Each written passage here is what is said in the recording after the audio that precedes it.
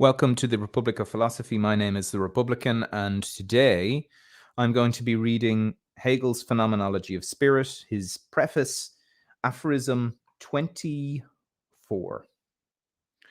I'm also going to be reading from the translated by A.V. Miller edition of the Phenomenology of Spirit by Hegel. Page 13, aphorism 24. Feel free to read along. Among the various consequences that follow from what has just been said, this one in particular can be stressed that knowledge is only actual and can only be expounded as science or a system, and furthermore, that a so-called basic proposition or principle of philosophy, if true, is also false just because it is only a principle. It is therefore easy to refute it. The refutation consists in pointing out its defect, and it is defective because it is only the universal or principle, is only beginning. If the refutation is thorough, it is derived and developed from the principle itself, not accomplished by counter-assertions and random thoughts from outside. The refutation would therefore properly consist in the further development of the principle, and in thus remedying its defectiveness. If it did not mistakenly pay attention solely to its negative action without awareness of its progress and result on their positive side too, the genuinely positive exposition of the beginning is thus also conversely just as much a negative attitude towards it, vis-a-vis towards its initially one-sided form of being immediate or purpose.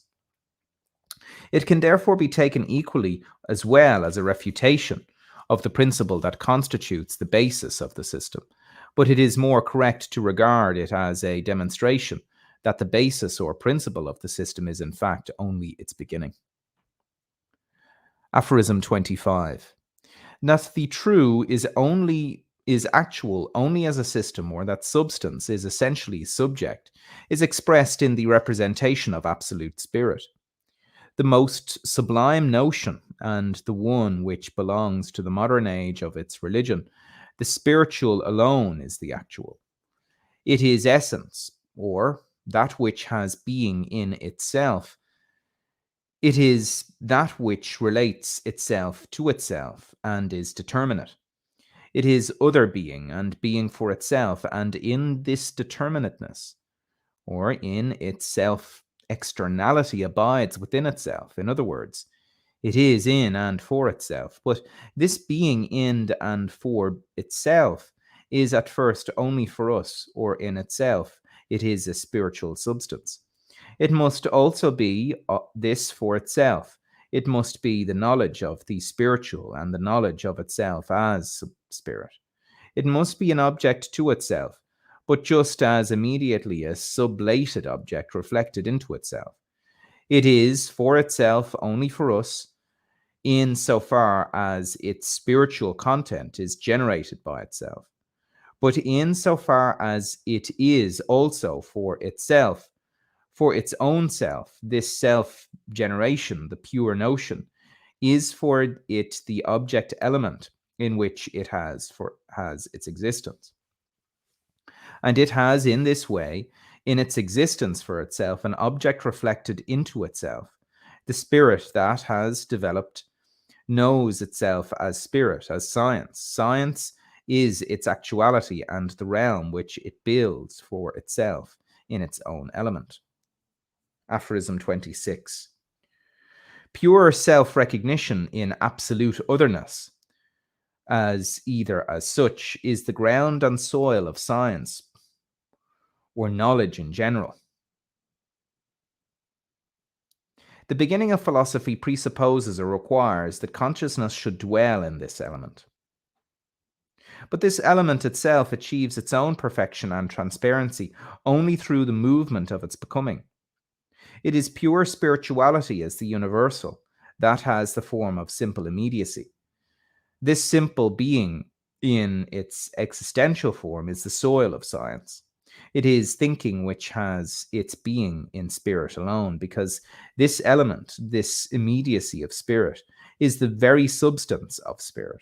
It is the transfigured essence, reflection which is itself simple, and which is for itself immediacy. As such, being that is reflected into itself, science on its part requires that self consciousness should have raised itself into this aether in order to be able to live and actually to live with science and science. Conversely, the individual has the right to demand that science should at least provide him with the ladder to this standpoint, should show him this standpoint within himself. His right is based on his absolute independence, which he is conscious of possessing in every phase of his knowledge. For in each one, whether recognized by science or not, and whatever the content may be, the individual is the absolute form. He is the immediate certainty of himself, and if this expression be preferred, he is therefore unconditioned being. The standpoint of consciousness, which knows objects in their antithesis to itself, and itself is antithesis to them, is for science the antithesis of its own standpoint. The situation in which consciousness knows itself to be at home is for science one marked by the absence of spirit. Conversely, the element of science is for consciousness a remote beyond in which it no longer possesses itself. Each of these two aspects of self-conscious spirit appears to the other as the inversion of the truth. When natural consciousness entrusts itself straight away to science, it makes an attempt, induced by it knows not what, to walk on its head too, just this one. The compulsion to assume this unwanted posture and to go about in it is a violence. It is expected to do to itself, all unprepared and seemingly without necessity. Let science be in its own self what it may relatively to immediate self-consciousness. It presents itself as an inverted posture, or because this self-consciousness has the principle of its actual existence in the certainty of itself. Science appears to it not to be actual, since self-consciousness exists on its own account outside of science. Science must therefore unite this element of self-certainty with itself, or rather show that and how this element belongs to it. So long as science lacks this actual dimension, it is only the content as the in itself, that purpose that is as yet still something inward, not yet spirit, but only spiritual substance. This in itself has to express itself outwardly and become for itself, and this remains simply that it has to posit itself conscious as one with itself. Aphorism 27. It is this coming to be of science as such, or of knowledge, that is described in this phenomenology of spirit. Knowledge in the first phase, or immediate spirit, is the non-spiritual, the sense of consciousness. In order to become genuine knowledge, to beget the element of science, which is the pure notion of science itself, it must travel a long way and work its passage. This process of coming to be, considering the content and patterns it will display therein, will not be what is commonly understood by an initiation of the unscientific consciousness into science. It will also be quite different from the foundation of science.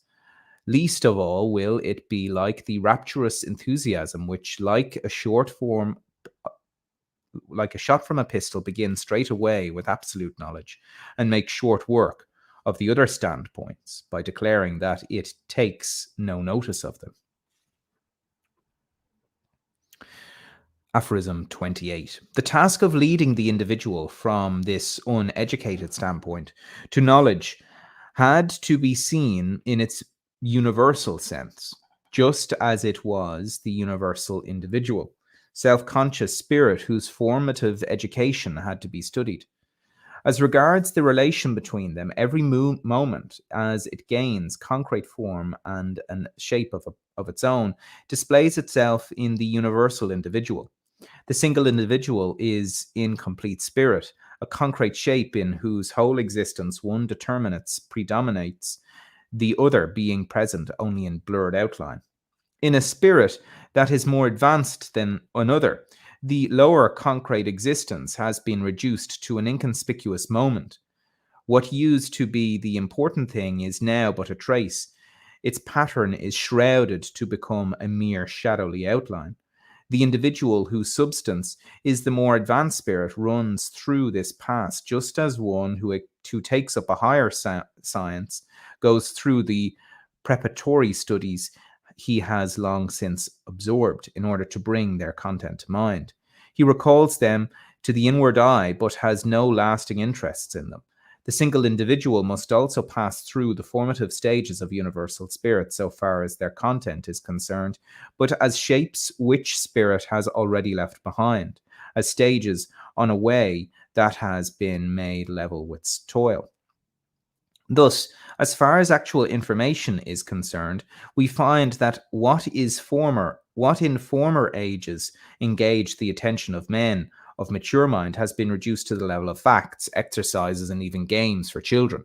And in the child's progress through school, we shall recognize the history of the cultural development of the world traced, as it were, in a silhouette. This past existence is the already acquired property of universal spirit, which constitutes the substance of the individual, and hence appears externally to him as his inorganic nature. In this respect, formative education, regarded as from the side of the individual, consists in his acquiring what thus lies at hand, devouring his inorganic nature and taking possession of it for himself. But regarded from the side of universal spirit and substance, this is nothing but its own acquisition of self-consciousness, the bringing about of its own becoming and reflection into itself. And I've read up to aphorism basically 29, which I'm going to read next time in Hegel's preface of his Phenomenology of Spirit. See you next time.